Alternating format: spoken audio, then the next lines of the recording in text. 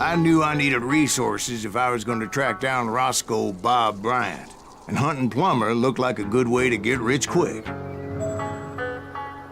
As the local vigilantes exposed him as the leader of the bandits, and put a generous price on his head. Plummer rallied his gang to plunder one last gold mine before making their escape, and that's where I thought I'd find him.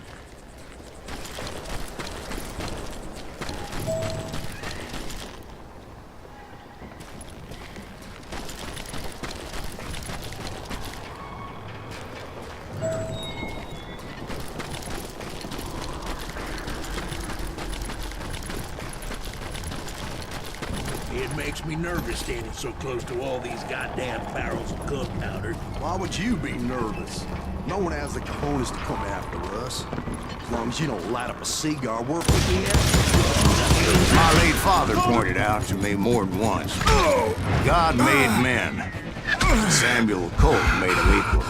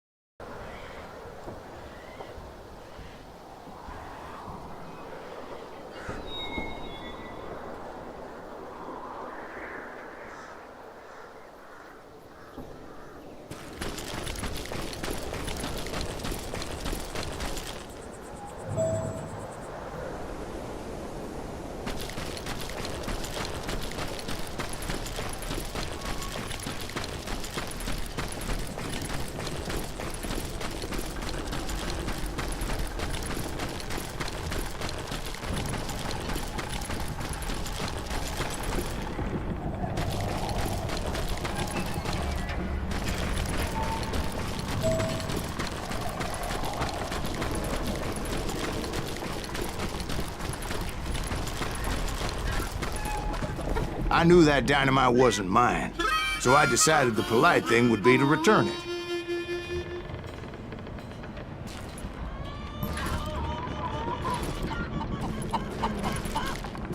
It was the biggest gold rush since Sutter's Mill in '48. Unfortunately, prospectors weren't the only ones drawn to those riches.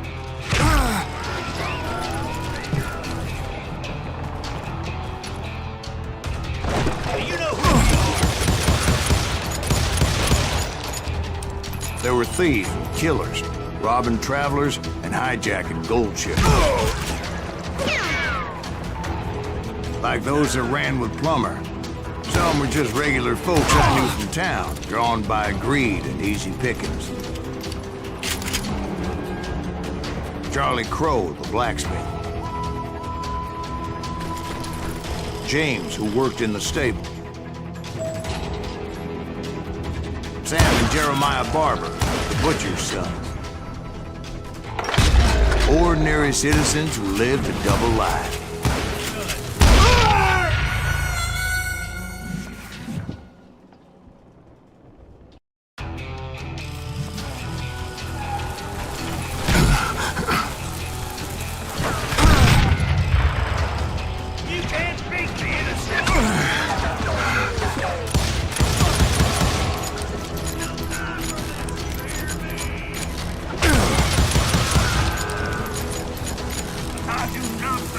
to die like this!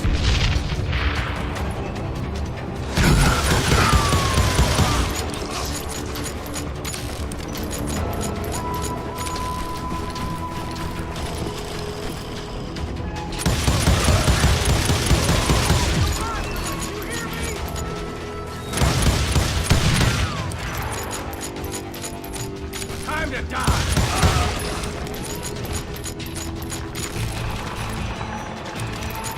Stealing and thieving and murdering their neighbors.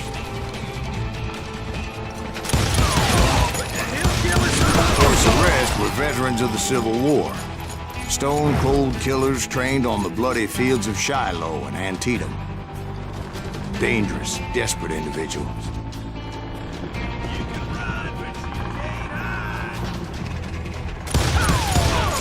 Plummer had a lot of men on his payroll.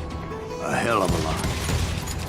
That son of a bitch pretended to protect the public with one hand while stealing them blind with the other.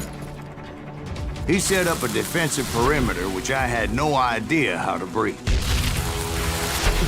If Daddy had lived to see Alfred Nobel's explosive invention, my guess is he would have told Samuel Colt to kiss his ass.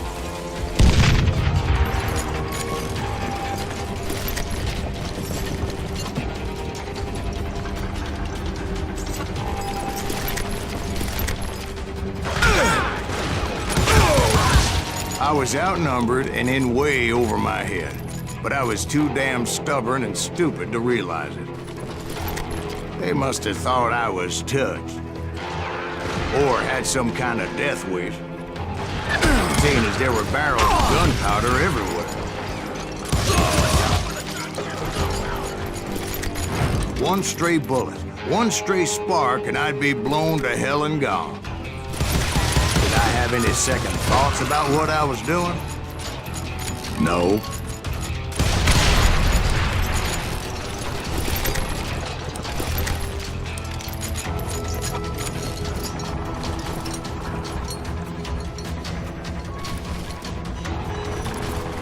I thought I was some kind of hero.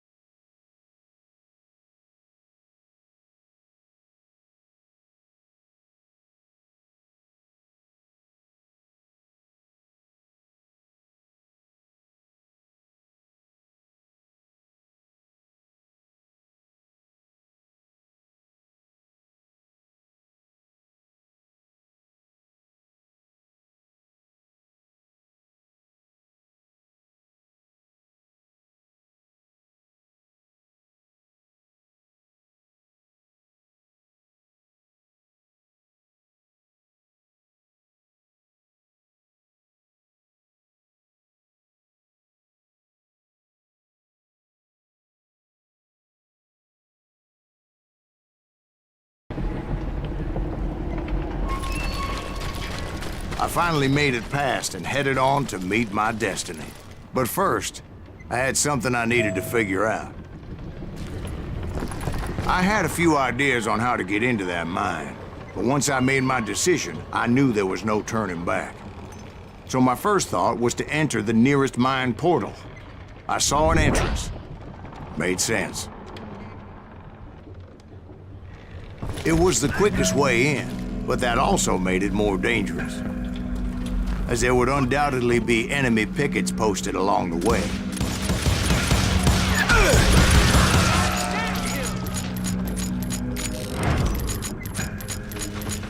You can't hide forever!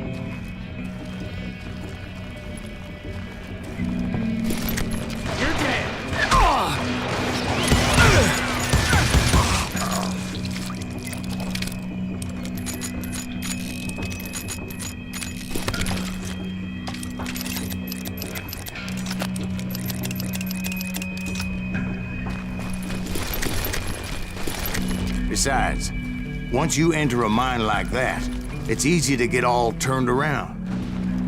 And that confusing maze of corridors wouldn't even be the worst of it. Some of those shafts could be as deep as hell.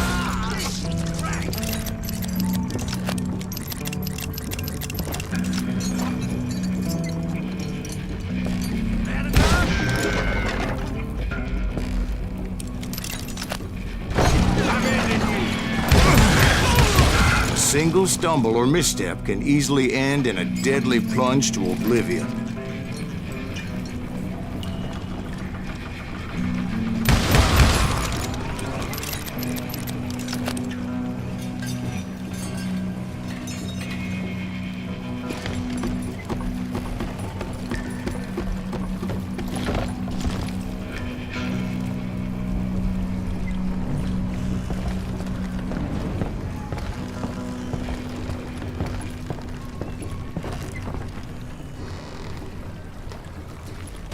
Quick reflexes often make up for a lack of common sense. Luckily, I was never one to be easily bushwhacked.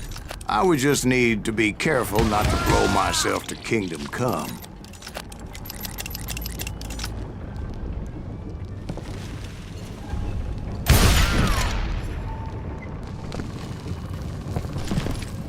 With all that gunpowder and dynamite everywhere, a body has to know what he's shooting at. All it takes is one tiny spark, and boom. Get him! You ain't beefing me. God damn him!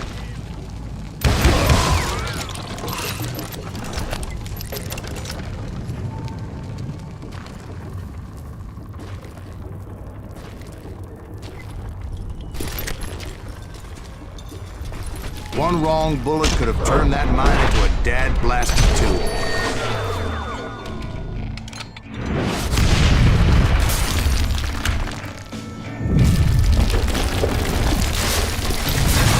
I freely admit that my plan of attack was not just moronic, but clearly insane.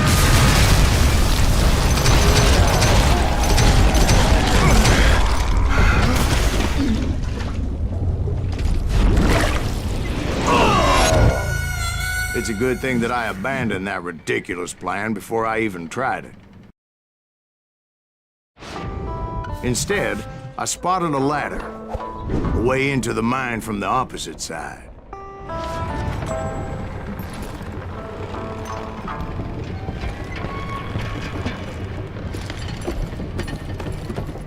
It was a long way around, but that approach seemed more sensible at the time. Of course, being I had a problem with heights, that scaffolding scared the bejesus out of me.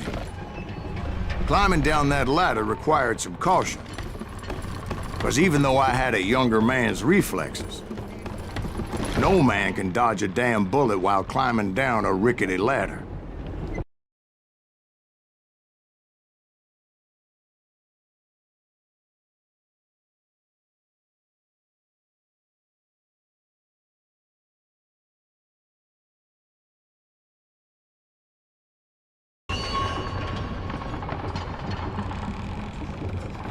I needed to make a leap of faith, which ain't easy when you're suspended between heaven and hell.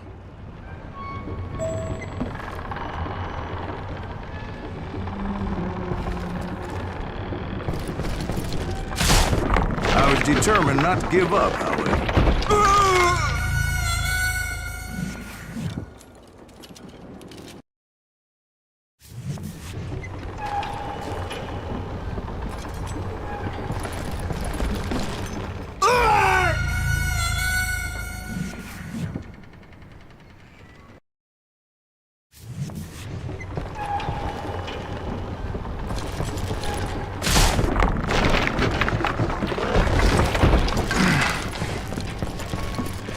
That Sheriff Plummer seemed quite the despicable character.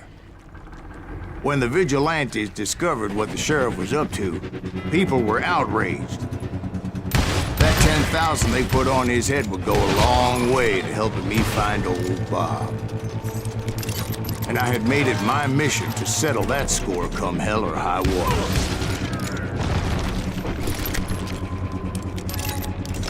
You ain't beefing me.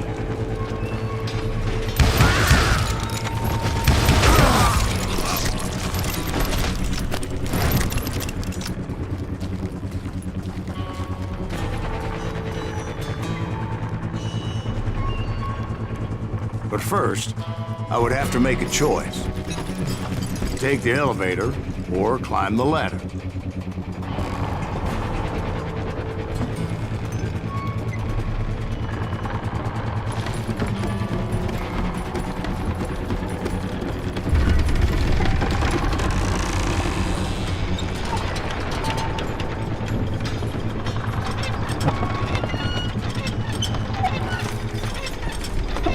I wanted to use the element of surprise.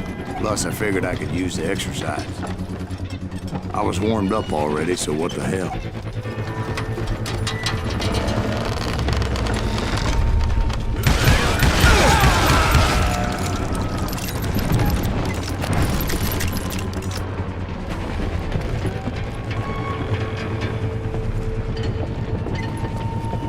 Plummer was a mad dog killer, and the people of Nevada City deserved better. Nevada City? Well, I thought Plummer met his maker in Bannock, Montana. Right, well, he was the sheriff of both places at one time or another, but that's neither here nor there. The point was, taking him down would save a lot of lives, including my own.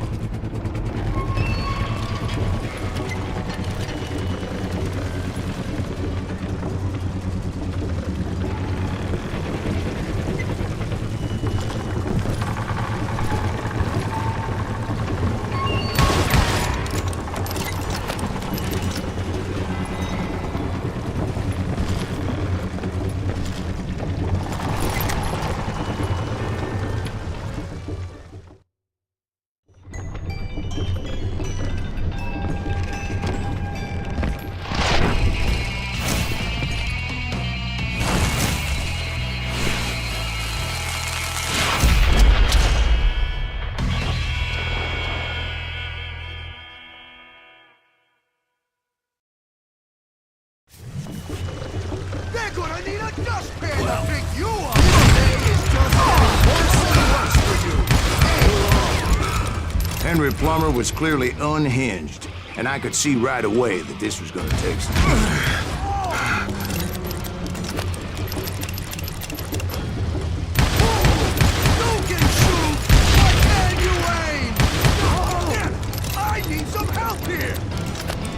Come on, boys! Take this cocksucker out!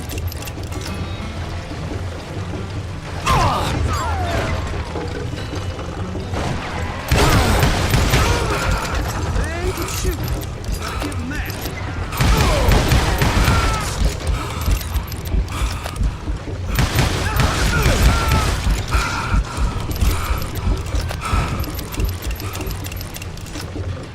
Catch this, you son of a bitch! This will blow you in a million pieces!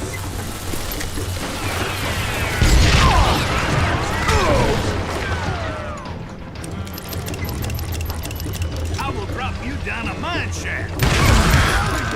In a million pieces! I'm going all medieval on your ass!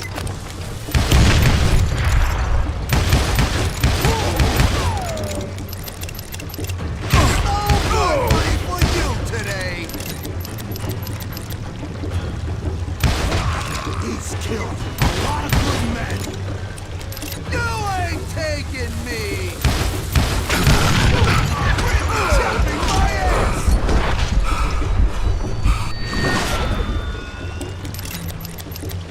They're gonna need a dustpan to pick you up! Ah! Keep pissing me! Oh! So that's how Henry Plummer died. Him and his crew were worth their weight in gold. And now, I was officially a bounty hunter.